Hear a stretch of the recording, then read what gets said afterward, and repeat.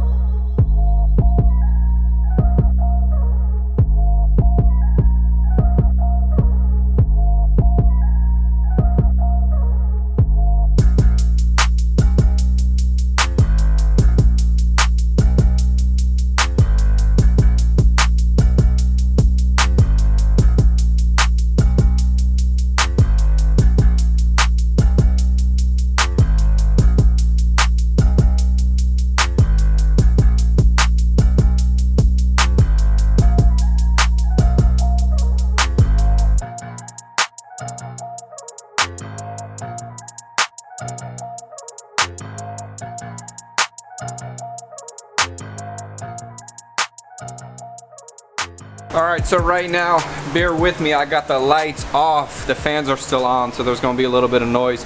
And the lights are off so that way I could show you something. So if you check for coverage as the lights are off, it's going to give you a really good idea and a really good representation to see how much coverage you have and how good your coverage is. As you can see, my face is glowing red, and it's glowing red because that is the car itself.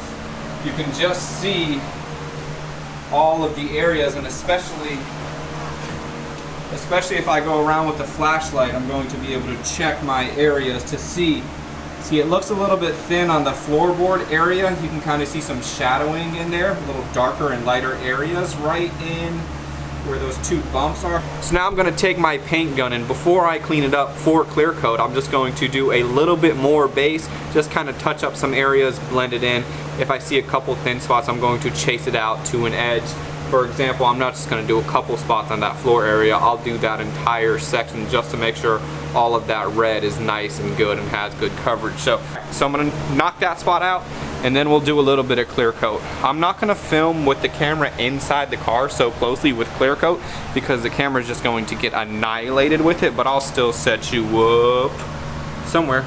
That looks pretty good, and then we'll take a look at the final result.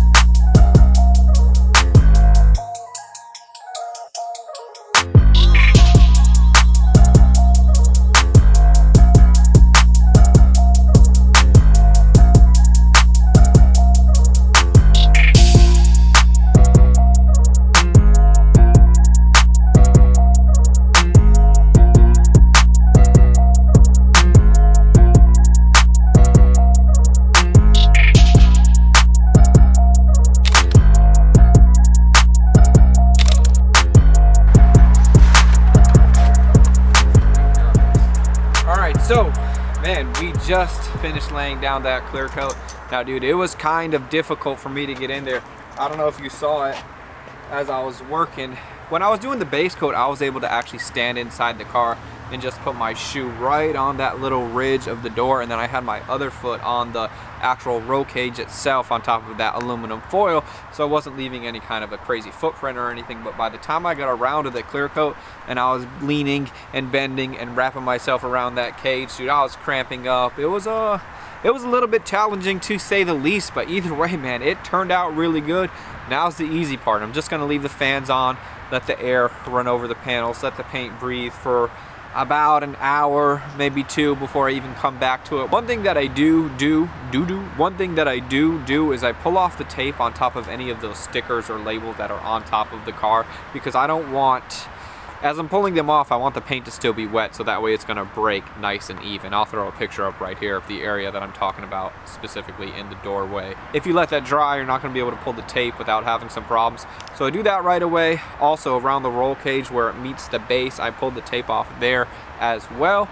Now I'm just gonna let it sit, wait a little while, then we'll pull off all the masking and get a real good look at this thing, man. It looks really good, man. That red, the coverage was phenomenal. Really good stuff.